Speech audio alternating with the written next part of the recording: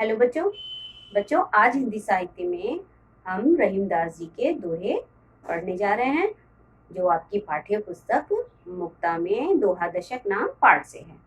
बच्चों, रहीमदास जी का पूरा नाम था अब्दुल रहीम खाने खाना। ये एक मध्यकालीन कवि, सेनापति, प्रशासक, कला प्रेमी और विद्वान थे। इनका जन्म 17 दिसंबर 1556 ईस्वी को लाहौर में हुआ था। ये कलम और तलवार दोनों के ही धनी थे। ये हिंदी के प्रसिद्ध कवि थे। अकबर के दरबार में इनका महत्वपूर्ण स्थान था।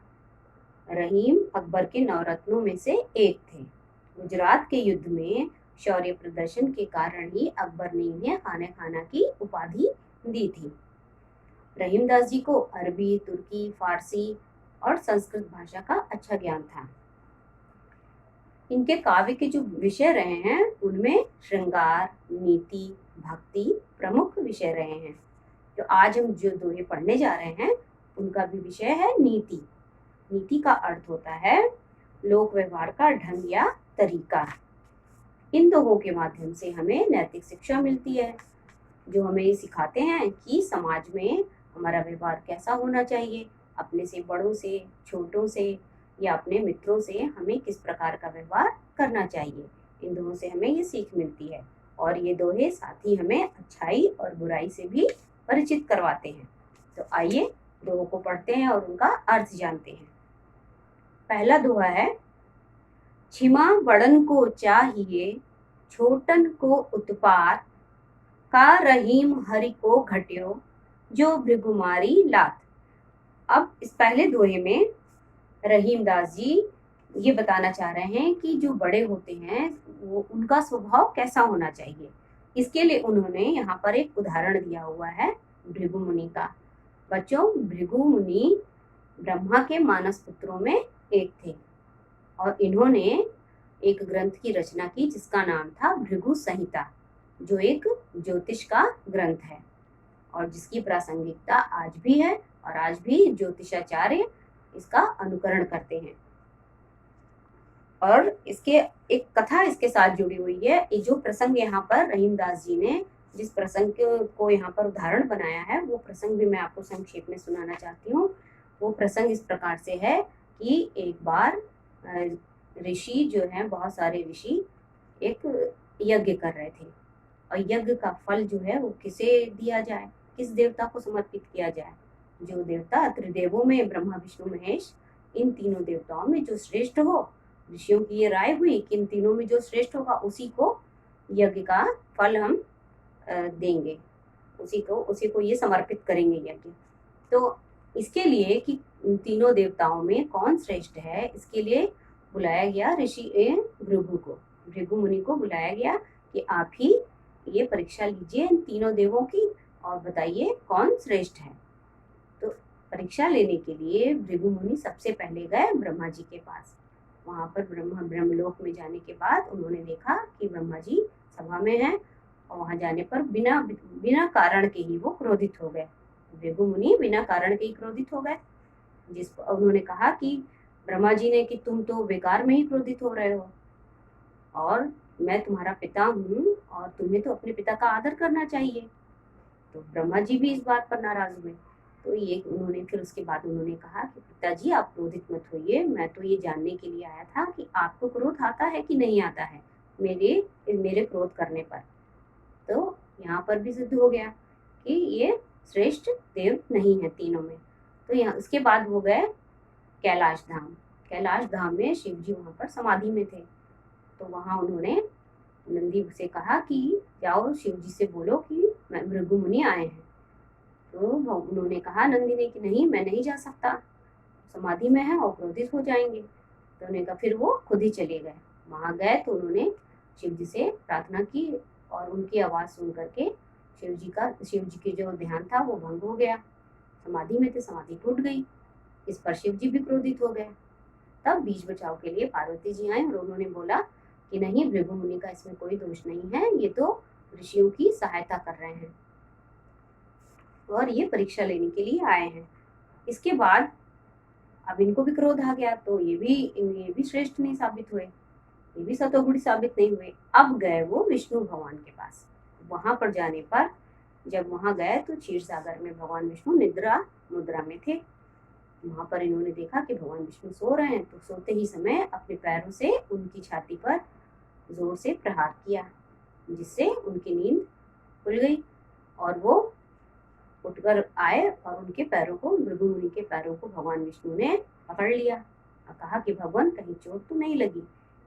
इस बात पर अब भृगु मुनि ने ये सिद्ध किया कि भगवान विष्णु ही तीनों देवों में श्रेष्ठ हैं।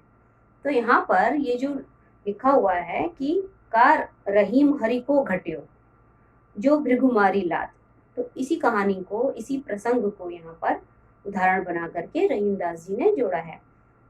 तो भृगु मुनि ने उनको लात मारी, जब उनको अपने पैरों से जब प्रहार किया उनकी छाती पर भगवान विष्णु के, तो भगवान विष्णु का क्या घटा? कुछ नहीं घटा, क्योंकि वो स्वभाव से बड़े हैं, वो बड़े हैं इसलिए उनका कुछ भी नहीं घटा। तो उसी को उदाहरण बताते हुए यहाँ पर रहीमदास जी कहते हैं कि जो बड़े स्वभाव से, जो बड़े क्या होते हैं, वो स्वभाव से सहनशील होते हैं और समझदार होते हैं, अतः उन्हें छोटों द्वारा की गई गलतियों और उत्पात को क्षमा कर देना चाहिए। जिस प्रकार ऋषि भृगु द्वारा विष्णु जी को छाती पर लात मारने से विष्णु जी जरा भी विचलित नहीं हुए और उनका कुछ भी नहीं बिगड़ा, और इस कार्य के लिए, इस कार्य को उन्होंने अनदेखा किया, भृगु द्वारा किए गए इस कृत्य को भगवान विष्णु ने अनदेखा किया। इसी तरह से बड़ों को होना चाहिए। बड़ों का स्वभाव कैसा होना चाहिए कि छोटे अगर गलती करते हैं तो उसे वो माफ कर दें। सच तो यह है कि छोटे नासमझ होते हैं, किंतु बड़ों को अपनी सहनशीलता और समझदारी दिखानी चाहिए। तो इस दोहे में यहाँ पर रहीमदास जी यही कह रहे हैं कि क्षमा बड़न को चाहिए। क्षमा का अर्थ होता है क्षमा। क्षमा एक तद्भव शब्द है। क्षमा, क्षमा का यह अर्थ हुआ यहाँ पर क्षमा। क्षमा और क्षमा है तद्भव शब्द है, और इन दोनों में आप तद्भव शब्दों की बहुलता देखेंगे। बड़न माने होता है बड़ों को, बड़न का अर्थ हो गया बड़ों को, बड़न का अर्थ है बड़ों।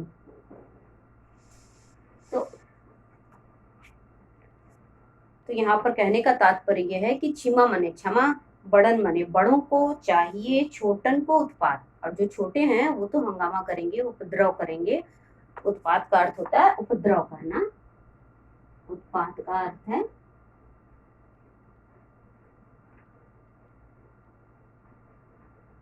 उपद्रव, उपद्रव करना, हंगामा करना। तो इसको यहाँ पर यही कह रहे हैं रहीमदास जी, और जो छोटे हैं वो तो उत्पात करेंगे ही, वो हंगामेबाजी करेंगे ही, शैतानी करेंगे, बदमाशी करेंगे, अशांति फैलाएंगे। लेकिन बड़ों को क्या चाहिए? बड़ों को उन्हें माफ कर देना चाहिए, सहनशीलता होना चाहिए, सहनशील होना चाहिए बड़ों को। का रहीम हरि को घटियो जो भृगुमारी लात। अब यहाँ पर उस उदाहरण के माध्यम से वो कह रहे हैं कि भगवान विष्णु का क्या घट गया? उनका कुछ नहीं घटा, वो जरा भी विचलित नहीं हुए भृगु मुनि के इस कृत्य से, और उन्होंने भृगु मुनि को क्षमा किया और पूछा भी बल्कि कि प्रभु आपको कहीं चोट तो नहीं लगी। तो उसी बात को यहाँ पर रहीमदास जी कह रहे हैं इस उदाहरण के माध्यम से कि बड़ों को सहनशील होना चाहिए, उन्हें छोटों की गलतियों को माफ कर देना चाहिए।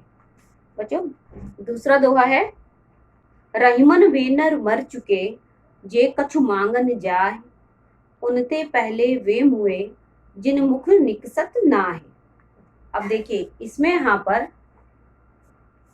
रहीमदास जी कह रहे हैं कि रहीमन वे नर, नर माने होता है मनुष्य, मानव, नर माने मनुष्य, मनुष्य। तो यहाँ पर कह रहे हैं रहीमदास जी कि वे नर, नर मतलब वे मनुष्य पहले ही मरे हुए के समान है, मर चुके हैं। जे कछु मांगन जाए, कछु माने कुछ, मांगन माने मांगना, जाए मतलब जाते हैं। वे नर यहाँ पर कह रहे हैं कि वैसे तो किसी से कुछ नहीं मांगना चाहिए, व्यक्ति को, व्यक्ति के अंदर स्वाभिमान होना चाहिए, मांगना कभी किसी से कुछ भी नहीं चाहिए, अपने अपने अपने पर विश्वास रखना चाहिए और किसी से कुछ नहीं मांगना चाहिए, स्वाभिमान होना चाहिए व्यक्ति के अंदर। तो लेकिन वे नर तो पहले ही मर चुके हैं जिनके अंदर स्वाभिमान नहीं है, वो किसी के दरवाजे किसी से कुछ मांगने के लिए चले जाते हैं या किसी से कुछ कहते हैं। उनते, उनते मतलब उनसे, पहले, पहले, वे मुए, मुए मतलब मरे हुए हैं, जिन मुख निकसत नाही, जिनके मुख से ये निकलता है कि नहीं, ये चीज मैं तुम्हें नहीं दूंगा। मतलब जो मांगने जा रहा है वो तो है ही बेकार, वो तो मरे हुए के समान है ही, लेकिन अगर वो कोई व्यक्ति कुछ मांग रहा है और हमने उसको नहीं दिया तो उससे भी बुरे हम हो गए। हम भी मरे हुए से कम नहीं है, हम भी उससे बुरे हो गए कि वो तो गलती कर ही रहा है और हम उसको कुछ ना दे करके उससे भी बड़ी गलती कर रहे हैं। यहाँ पर रहीमदास जी यही कहना चाहते हैं कि जिस प्रकार से अगर कोई व्यक्ति किसी के दरवाजे कुछ मांगने जाता है वो तो गलती कर ही रहा है, और जो अगर उसको नहीं कुछ दे रहा है तो वो तो उससे भी बड़ी गलती कर रहा है। देना, दान, दान हमारे यहाँ बहुत अच्छा माना जाता है। देने को दान जिसको कहते हैं, दान का अर्थ होता है देना। तीसरा दोहा है बच्चों, जे गरीब सो हित करे ते रहीम बड़ लोग, कहाँ सुदामा बापुरो कृष्ण मिताई जो। अब यहाँ पर रहीमदास जी मित्रता को यहाँ पर ये कहना चाह रहे हैं कि जो लोग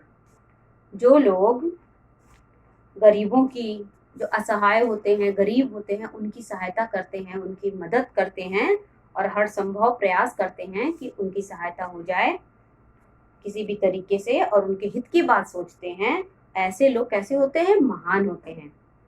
ऐसे लोग बहुत महान होते हैं। जैसे यहाँ पर भी इन्होंने एक उदाहरण दिया है सुदामा और कृष्ण की मित्रता का। यहाँ पर रहीमदास जी ने सुदामा और कृष्ण की मित्रता का उदाहरण देते हुए रहीमदास जी कह रहे हैं कि जे गरीब सो हित करे, जो, जे मतलब जो, गरीब मतलब गरीब व्यक्ति का, असहाय का, सो हित करे जो उसका हित करता है, उसकी भलाई करता है, उसकी सहायता करता है। ते रहीम बड़ लोग, ते मतलब वे, रहीम बड़ लोग, वे बड़े लोग हैं, वे महान लोग हैं। कहाँ सुदामा बापुरो कृष्ण मिताई जो, कहाँ सुदामा बापुरो, बापुरो माने होता है गरीब, बापुरो माने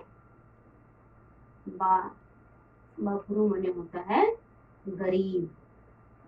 सुदामा क्या थे? सुदामा एक गरीब ब्राह्मण थे, लेकिन भगवान कृष्ण के बचपन के मित्र थे, और दोनों, भगवान कृष्ण और सुदामा दोनों एक ही गुरु आश्रम में रहकर उन लोगों ने दीक्षा ली थी। संदीपनी मुनि के आश्रम में रहकर उन लोगों ने दीक्षा ली थी।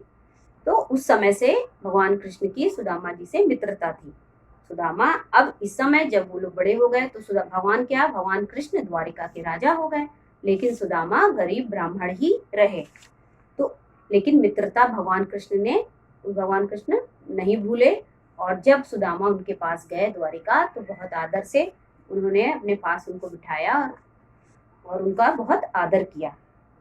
उसी को यहाँ पर कह रहे हैं कि कहाँ सुदामा बापुरो, मतलब सुदामा जितने गरीब, कहाँ सुदामा बापुरो गरीब सुदामा, और कृष्ण मिताई जो, लेकिन दोनों का, जो मतलब संजोग, मिताई मतलब मित्रता, मिताई का अर्थ होता है मित्रता, मिताई माने मित्रता, दोस्ती।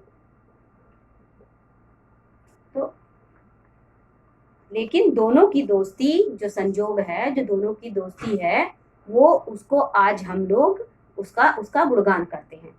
दोस्ती का नाम आता है तो हम लोग कृष्ण सुदामा कहते हैं कि ये लोग तो कृष्ण सुदामा जैसी इनकी दोस्ती है। तो आज तक उनकी महानता के किस्से सुनाए जाते हैं समाज में। तो इसका ये हो गया, इसका आशय ये हो गया कि जो व्यक्ति गरीबों की, असहायों की सहायता करता है वो महान व्यक्ति होता है। जिस प्रकार से भगवान कृष्ण ने गरीब सुदामा की मदद की थी, और दोनों की दोस्ती के किस्से आज भी सुनाए जाते हैं।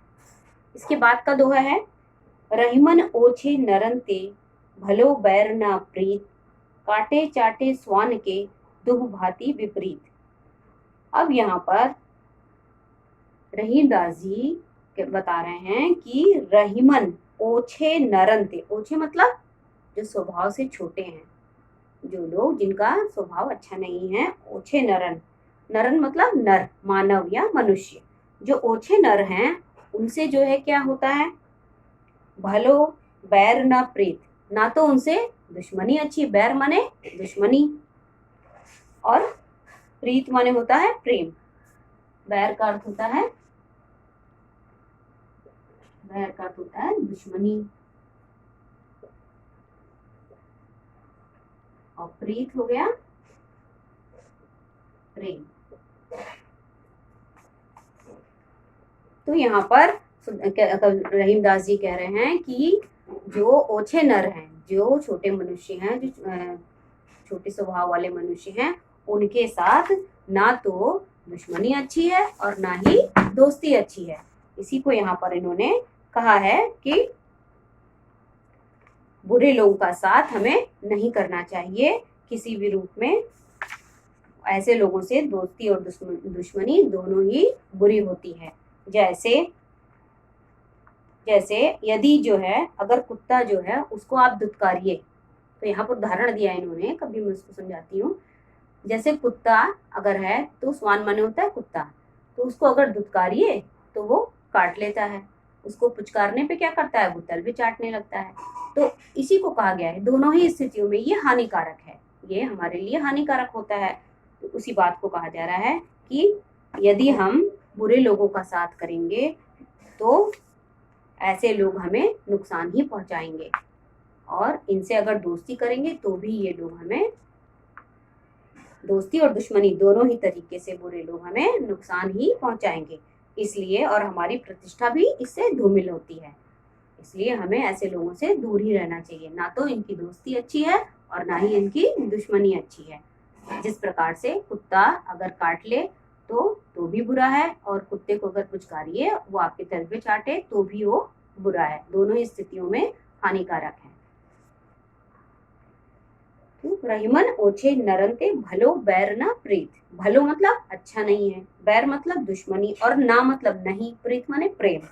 काटे चाटे स्वान के, काटने और चाटने, कुत्ते के काटने और चाटने से दुहु भांति विपरीत, दोनों ही तरीकों से ये हमारे लिए विपरीत है, उल्टा इस हो जाएगा, हम अच्छा परिणाम नहीं देगा। बच्चों, इसके बाद का दोहा है, यो रहीम सुख होत है उपकारी के संग, बाटन बारे के लगे ज्यो मेहंदी को रंग।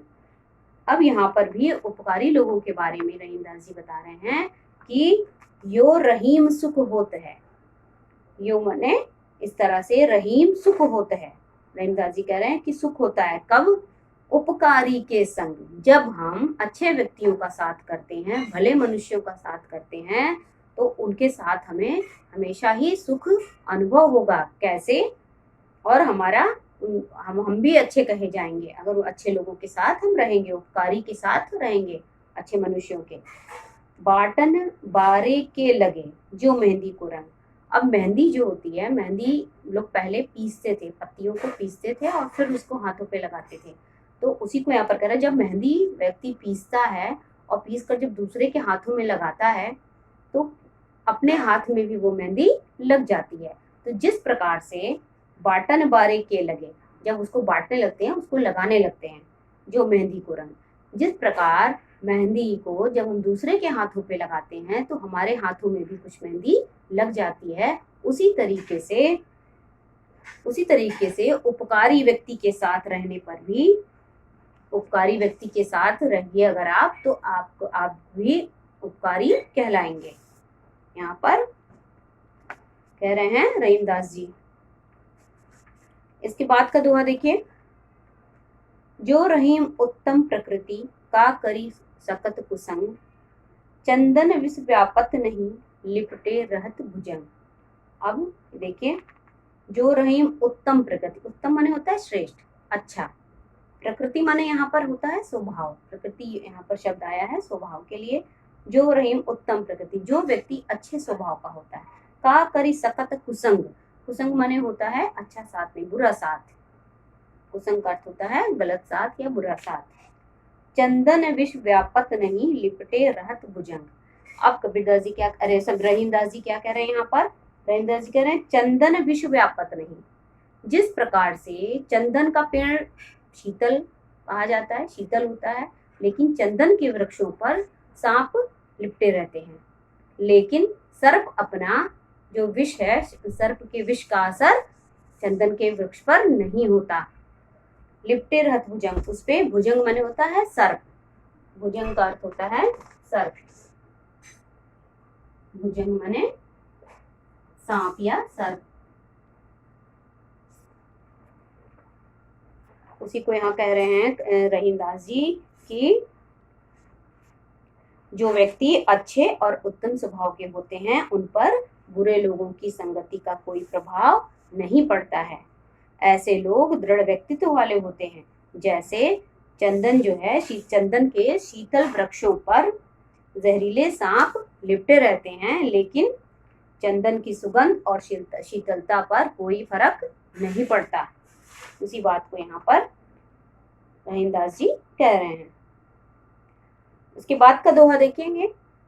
रहीमन जिव्या बावरी कह गई सरग पताल, आप तू कह भीतर गई जूती खात कपाल।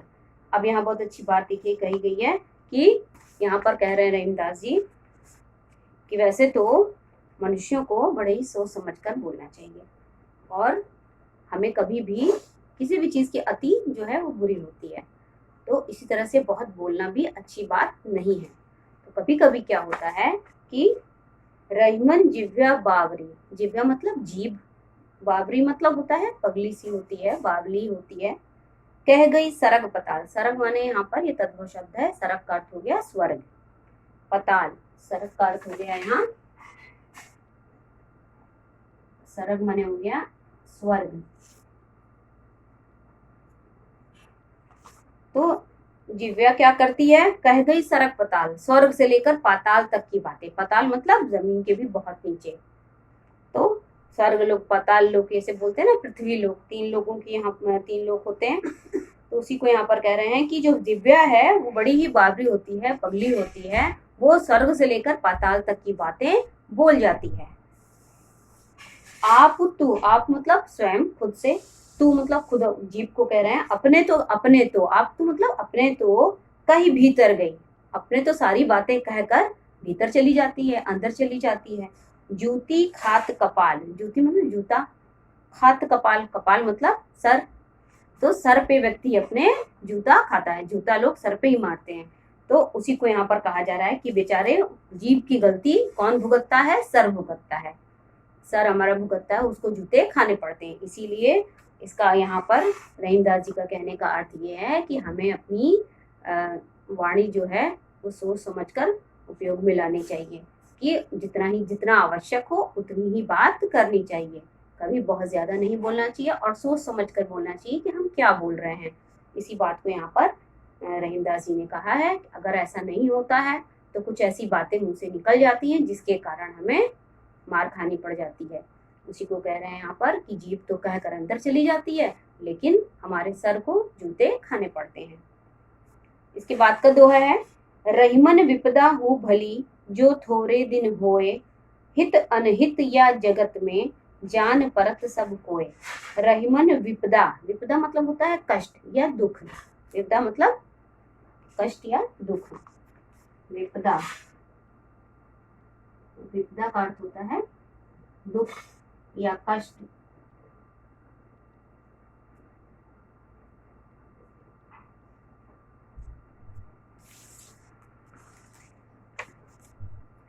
तो यहाँ पर रहीमदास जी इस दोहे में क्या कह रहे हैं, यहाँ पर विपदा को ही उन्होंने भला बताया है कि विपदा जो है वो भली है। कैसे है भली, देखिए देखते हैं कि किस प्रकार से है। रहीमन विपदा हो भली जो थोड़े दिन, थोड़े मतलब थोड़े, तो रहीमदास जी विपदा, जो कभी हमारे जीवन में कोई समस्या, कोई दुख, कोई कष्ट आ जाता है, तो वो भले थोड़े दिन के लिए आता है लेकिन वो भी अच्छा होता है। वो कैसे अच्छा होता है, यहाँ पर इन्होंने बताया है, यहाँ इस दोहे में मित्रता को लेकर के, कि मित्रता के बारे में यहाँ पर रहीमदास जी बता रहे हैं कि मित्रता की परीक्षा कैसे होती है, किस समय होती है।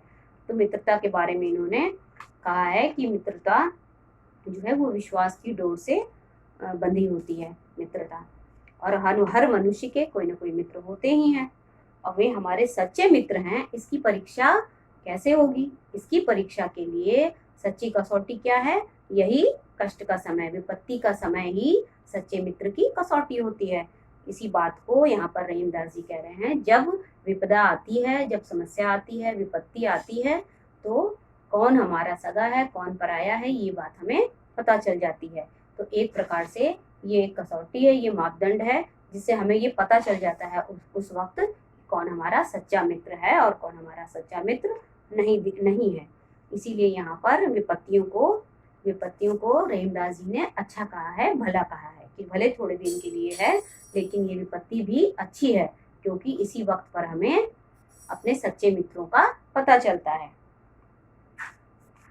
इसके बाद का दोहा देखेंगे, खीरा मुखसो काट के मलियत लौन लगाए, रहीमन करुवे मुखन को चाहियत इहे सजाए। अब यहाँ पर कह रहे हैं कि जिस प्रकार से खीरा मुखसो, मुख माने ऊपर का हिस्सा, खीरा आप सभी जानते हैं, काट के, जब खीरे को हम काटते हैं तो ऊपर जो काट करके इस पे नमक लगाकर उसको थोड़ा सा मलते हैं, घिसते हैं। तो क्यों करते हैं ऐसा? जिससे उसका कड़वापन निकल जाए बाहर। तो इसी बात को यहाँ पर कह रहे हैं कि खीरा मुखसो काट के, ऊपर से काट के मलियत लौन लगाए, लौन में यहाँ पर लौन लगाकर, नमक लगाकर उसको मलते हैं।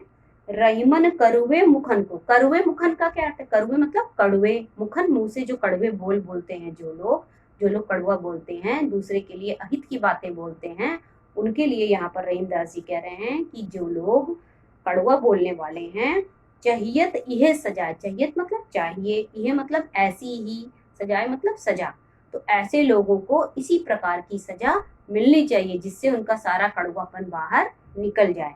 ऐसी ही सजा के पात्र होते हैं ऐसे लोग।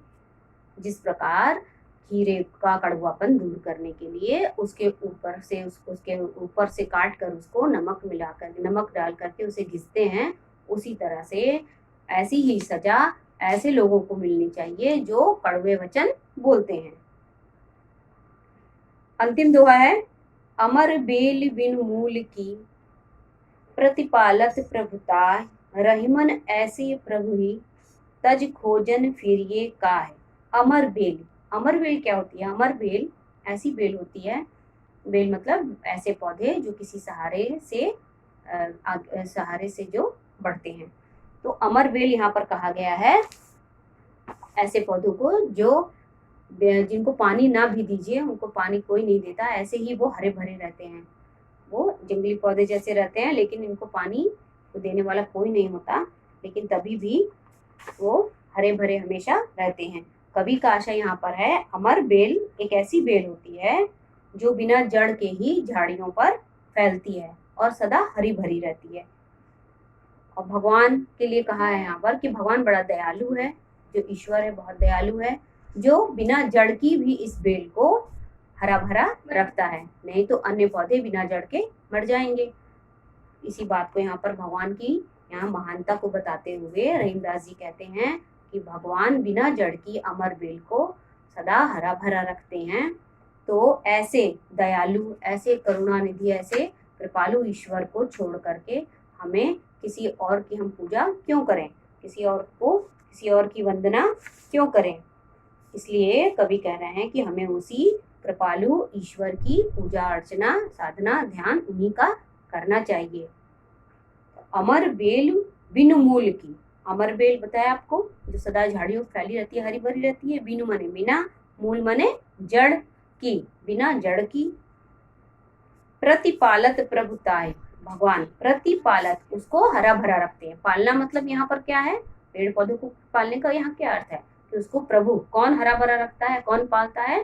प्रभु ताय, उसे, ताय माने उसको पालते हैं, मतलब उसको हरा भरा रखते हैं। रहीमन ऐसे प्रभु ही, रहीमदास जी कह रहे हैं कि ऐसे प्रभु को, ऐसे दयालु प्रभु को खोजन फिर ये काहे, फिर हम किसी और की वंदना पूजा आराधना क्यों करें? हमें ऐसे दयालु ईश्वर की ही पूजा आराधना करनी चाहिए।